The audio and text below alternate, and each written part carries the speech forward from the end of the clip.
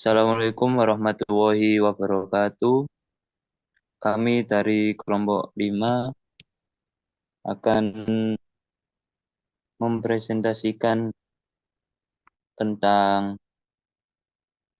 lingkungan organisasi dan teori kepemimpinan. Sebelumnya, perkenalkan nama saya Bais Novel Ginta Rahmat dengan NPI 141 2200 190.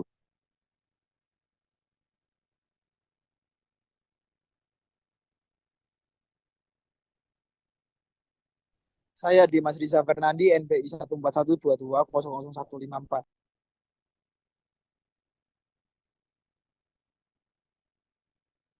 Saya Cuta Isyali Samawarni, NPI 119. Nama saya Bebita Murani dengan NIM 14122000147. Saya Nadila Eka Anggini dengan NIM 14122000185. Saya Ika Rita Damayanti dengan NPI 14122000204. Saya akan menjelaskan lingkungan kerja. Lingkungan kerja atau task environment adalah bagian dari lingkungan eksternal yang memiliki pengaruh langsung terhadap aktivitas dan operasi organisasi. Dalam lingkungan eksternal yang memiliki pengaruh langsung terhadap aktivitas dan operasi organisasi, adanya beberapa elemen-elemen, yaitu ada 6 yang akan dijelaskan kepada Cut Aisyah.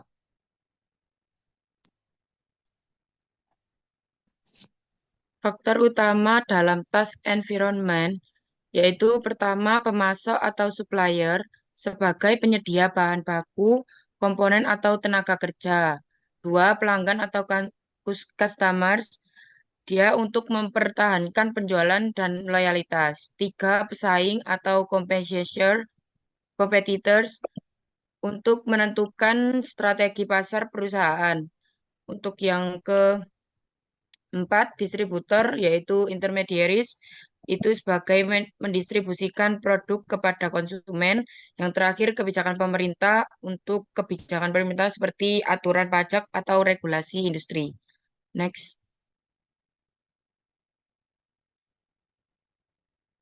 Untuk lingkungan umum atau general environment yang berpengaruh tidak langsung terhadap organisasi. Satu, lingkungan ekonomi, economic environment. Contohnya perubahan suku bunga dapat memengaruhi biaya pinjaman bagi perusahaan yang berdampak pada investasi bisnis. Dua, lingkungan sosial dan budaya atau socio-culture environment. Contohnya pergeseran preferensi konsumen terhadap produk ramah lingkungan mendorong perusahaan untuk menerapkan praktik keberlanjutan. Tiga, lingkungan teknologi atau technological environment. Contohnya adopsi teknologi kecerdasan buatan atau AI mempercepat proses operasional, tetapi juga dapat menggeser tenaga kerja manual. Untuk yang keempat, lingkungan politik dan hukum atau political and legal environment. Contohnya peraturan terkait tenaga kerja atau perpajakan dapat memengaruhi cara perusahaan merekrut atau mengalokasikan anggaran. Lima, lingkungan ekologi atau ecological environment. Contohnya peraturan emisi karbon memaksa perusahaan di sektor energi untuk mengurangi penggunaan bahan bakar fosil. Next.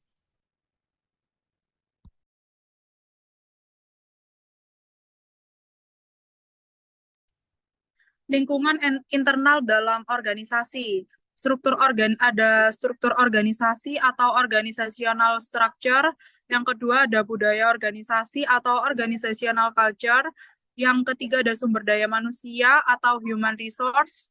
Yang keempat ada aset fisik atau physical resource. Dan yang kelima ada sistem operasional atau processes and operational system, yang dimana struktur organisasi itu merujuk pada pembagian tugas dan wewenang Budaya organisasi mencakup nilai, norma, dan perilaku dalam organisasi, dan sumber daya manusia menuju pada kompetensi, motivasi, dan komitmen karyawan. Aset fisik menuju pada mencakup fasilitas, teknologi, dan modal. Sistem operasional menuju kepada proses kerja dan sistem manajemen.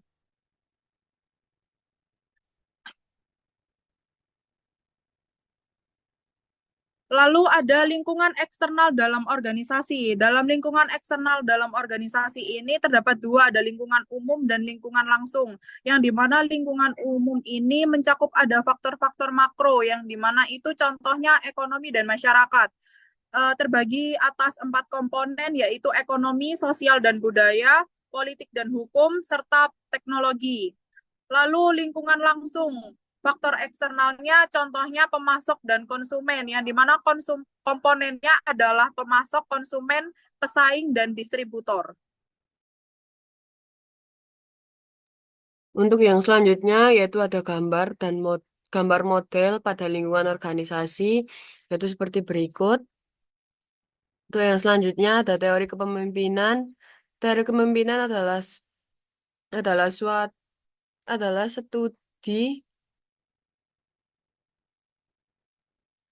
studi tentang bagaimana pemimpin mempengaruhi dan memotivasi anggota himpunan atau organisasi untuk mencapai suatu tujuan.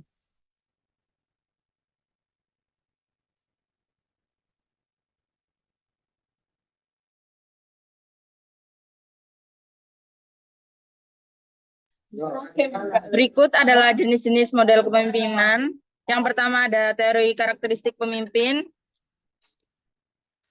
mengidentifikasi ciri-ciri kepemimpinan, keunggulan, mengenali sifat-sifat yang dapat memengaruhi efektivitas kepemimpinan, membantu seleksi pemimpin ada kelemahannya, tidak mempertimbangkan konteks situasional,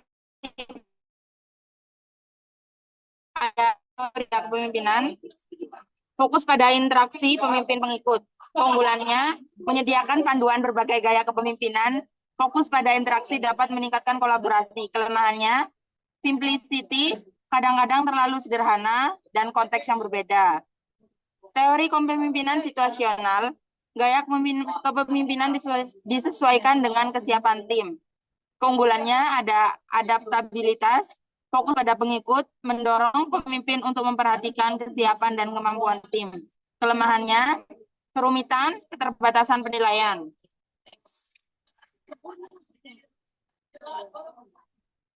Ada teori kepemimpinan transformasional, kepemimpinan yang menginspirasi dengan visi kuat.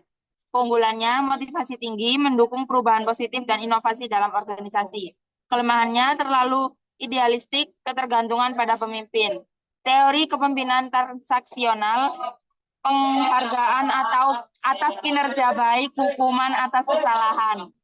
Keunggulan, memudahkan pengaturan tugas dan ekspektasi yang jelas, penghargaan dan hukuman. Kelemahan, tidak mendorong kreativitas atau inovasi. Seringkali berorientasi pada hasil jangka pendek, bukan jangka panjang.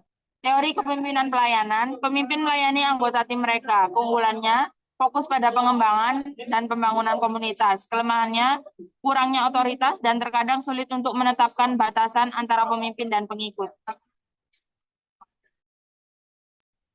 Baik, selanjutnya yaitu contoh model kepemimpinan. Contoh model kepemimpinan ada kepemimpinan transformasional di perusahaan teknologi. Selanjutnya, kepemimpinan situasional dalam industri militer, angkatan darat di Amerika Serikat, US atau Army. Kepemimpinan transaksional dalam industri manufaktur. Contoh Toyota Motor Corporation. Ada kepemimpinan pelayanan, servant leadership dalam LSM, Yayasan Habitat for Humanity, itu contohnya. Kepemimpinan gaya demokratis dalam pemerintahan. Contohnya sendiri pemerintahan Skandinavia. Sekian dari kelompok kami, kelompok 5. Bila ada salah kata, mohon dimaafkan. Dari saya, Assalamualaikum warahmatullahi wabarakatuh.